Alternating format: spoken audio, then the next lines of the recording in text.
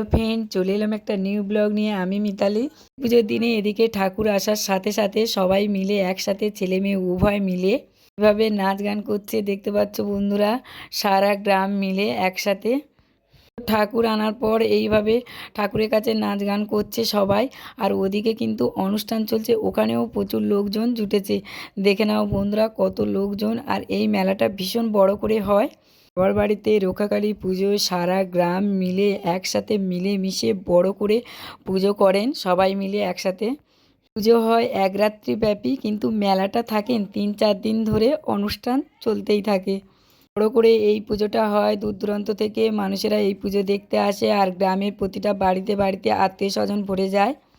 মায়ের পুজোর উপলক্ষে খুব বড় করে মেলা বসে, 3-4 দিন ধরে মেলা থাকে। আর দেখো বন্ধুরা, মেলা কত বড় জায়গা জুড়ে মেলাটা হচ্ছে, আর কত দোকানপাট এসছে দেখতে পেলে বন্ধুরা। আর এদিকে দেখো আমরা সবাই মিলে এইভাবে আনন্দ করছি, একসাথে ফটো তুলছি, সেলফি টেলফি তুলছি। যাই হোক, ভিডিওটা কেমন লাগলো তোমরা কমেন্ট করে জানিও।